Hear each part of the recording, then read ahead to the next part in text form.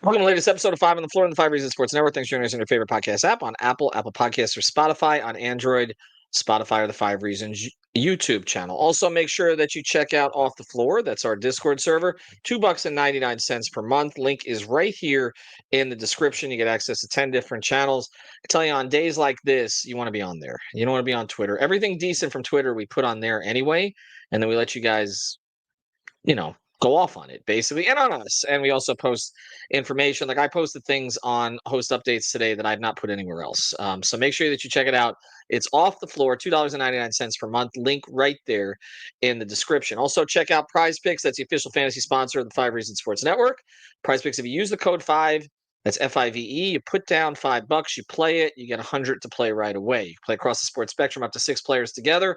I'm playing on the Stanley Cup Finals this week, and you can play the NBA Finals and more. So check it out. It's Prize Picks. Use the code 5. That's FIVE. Put down 5, get 50 to play. And now, today's episode. Mercy, luxurious, Heat Nation, yeah, Mercy and Lago, down to Biscayne, yay, 5 on the floor, ride for my dogs, where here's the thing, you can check the score, hustle hard, couple scars, wearing bubble frauds, down to Biscayne. Kept the flow playing, got it all banned. Y'all seen the block, stop with one hand. And Pat we trust, Inspire have the guts. We're here to bring the heat, y'all can hang it up. Welcome to Five on the Floor, a daily insider show on the Miami Heat and the NBA, featuring Ethan Skolnick, Greg Sylvander, Alex Toledo, Brady Hawk, and others from the Five Reasons Sports Network. Also, make sure to subscribe to Off the Floor for the most heat anywhere.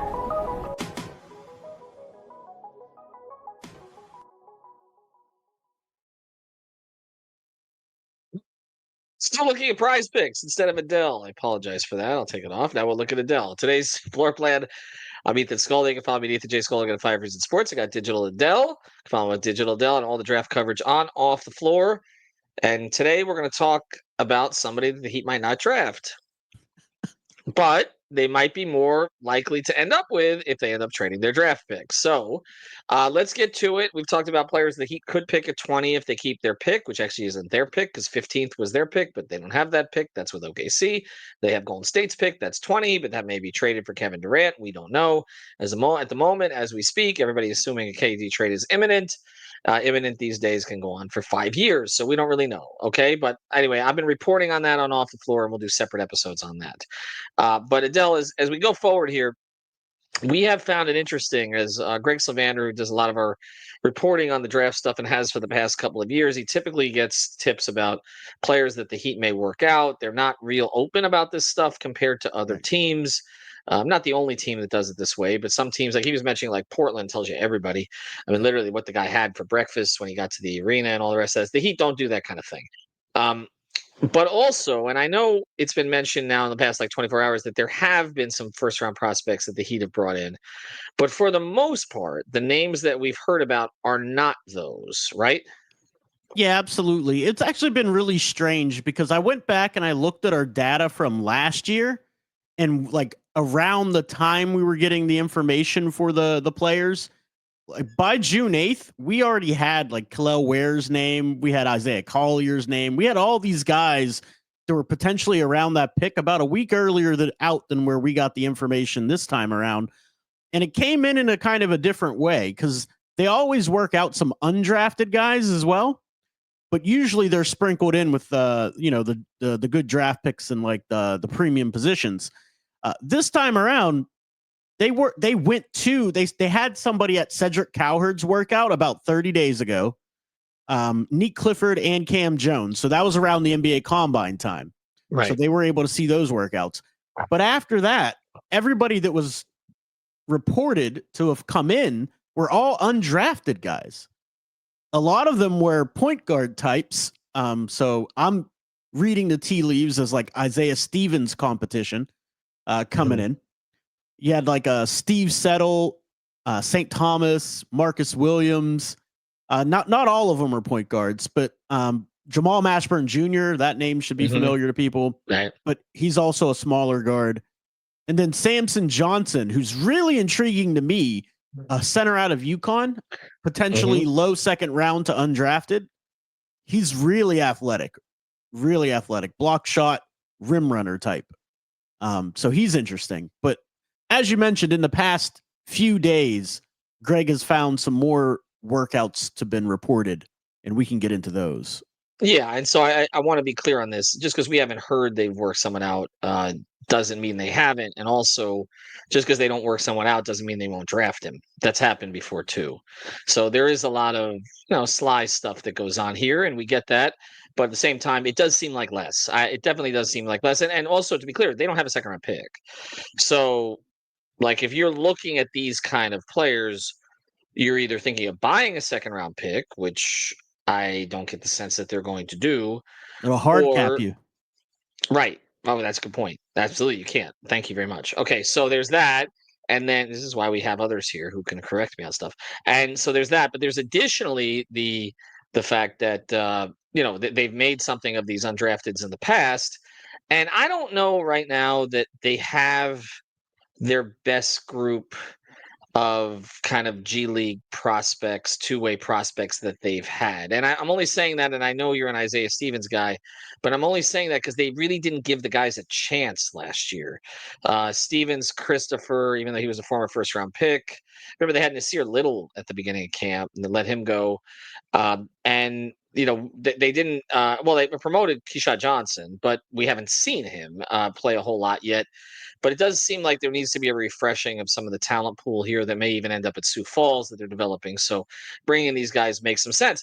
But the other part of this, before we get to the specific players and then to some of the others that Greg has reported, is if you are going to trade for KD, let's say, and again, I'm not indicating they're going to, but if you are to, and you're going to have a really top heavy roster with Bam, KD, Bam, and Tyler making up like almost 80% of your cap, and that's before you even get to a potential KD extension and a Tyler extension. You are going to need to develop cheap talent to supplement these players and hope that, especially because you don't have second round picks, like you had Larson last year, but you don't have one this year, and hope that these guys can become functional back end of the rotation players to supplement it. So again, I wouldn't say one is necessarily like causation, correlation, all that stuff, but I do think some of these guys may get opportunities that maybe might not before if the Heat go that direction. So on the other side is we'll get to some of the specific players and also additionally some of what Greg talked about in terms of others that they've worked out. We'll get to that first. Before we do, though, I want to mention something you should get to because it's even as old as I am, I'm not just like running checks over to people. I promise you that. Okay, I don't really do that. Yes, I have a little cash in my pocket. It's usually falling out of my pocket when I'm out. But isn't it better? Isn't it better to just sign up for Cash App? Making money moves should be easy, and that's why there's Cash App, fast, safe, and honestly just way more personalized than the other apps out there. No extra hoops to jump through, no extra stress. All the tools are right there to help you cash in. Plus, sending money with Cash App actually feels safe. They look out for you if something seems sketchy, so you might be sending money to a potential scammer, maybe somebody from 5 Reasons. They'll warn you and make you think twice before you hit send. It's like having a personal bodyguard for your cash. So if for whatever insane reason you don't have Cash App like so many of us at 5R and 5 on the floor, all of us do actually, just download it from your phone's app store, sign up, enter the code on the floor. That's on the floor, on the floor.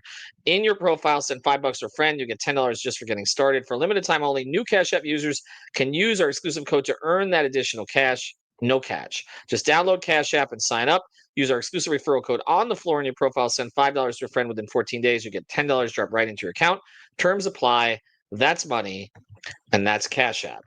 Okay, so let's get to Greg's reporting on higher end prospects that they've talked to, or at least looked at.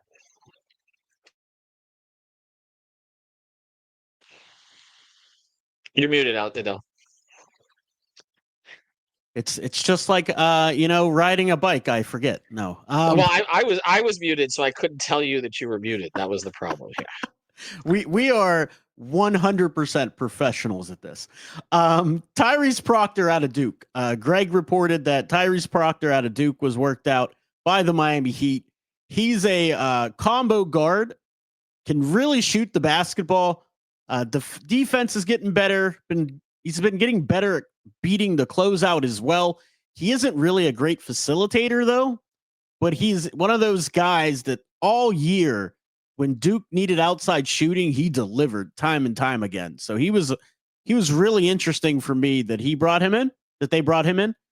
I have him graded 26th on my big board. So it's it's like that scenario I talked about where you may have to reach 5 spots too soon for a guy to get the guy that you want. So okay, he's ranked 26 on my big board. but Riley said no more Duke guys. That's right. So there's probably some internal debate amongst the group about that. I would think. Was it the only one he had, or he had a couple others? He had a couple others. There's 2 more. Okay, go ahead.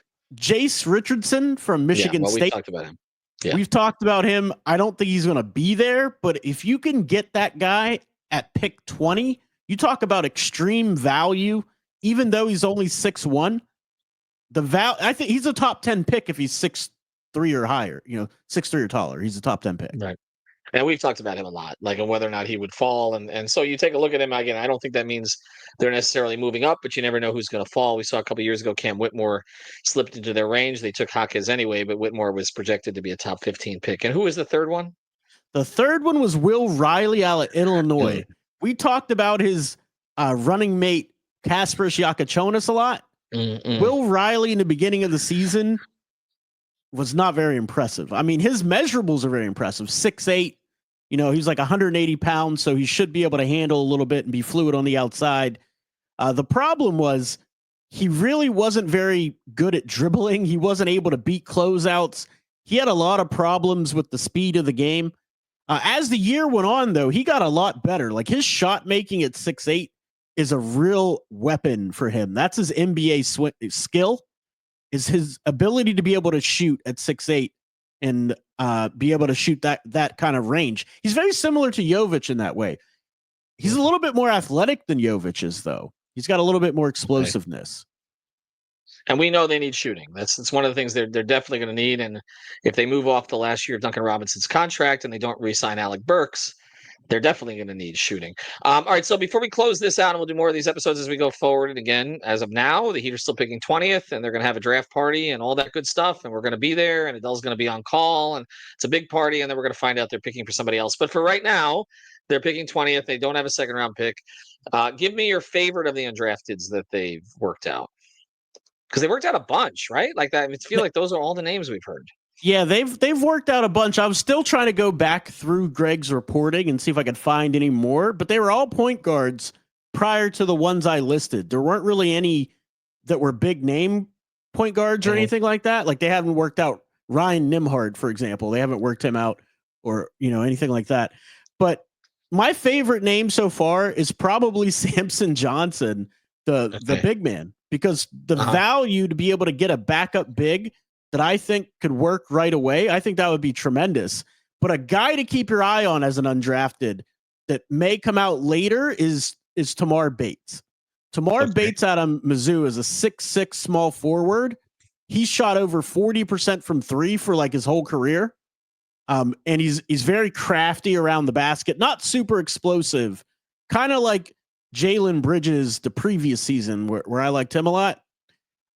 Tamar Bates is that kind of guy. I really liked what he did at the NBA Combine as well with those other top prospects. He really stood out to me. And that's that 3-point shooting you talk about they will need. He's an absolute sniper, perfect shooting form, great footwork, was able to get to the basket and be crafty and finish. So I really liked what I saw out of Tamar Bates. All right, so we'll see where this goes. It does seem like they're prioritizing. I know you mentioned a possible backup big, but it seems like they're prioritizing, at least in some of what they're looking at, shooting and point guard play. So, and those are two things that, yes, they need. And we don't know what's going to happen with Davion. And Isaiah Stevens is still in the system, so we'll see if he. I know he's a favorite of yours. He just didn't. Man, if he was 6'2", but then again, if he was 6'2", they probably wouldn't have been able to get him where they did. Right, because too good a passer. So it's one thing or the other. All right, we'll have more episodes on Durant and everything else as we're heading up to the draft, but of course, going to keep you informed on stuff that happens in the draft, and we may start to see some trades prior to the draft here coming up over the next week. Of course, it's coming up on Thursday, the 25th. of June. Thanks, Adel. Again, follow all of his work. You follow him at Digital Adel on Twitter and also on Playback. He's with us as well. Playback.tv/FireSN, where we watch the games and on Off the Floor. Have a good one, everybody.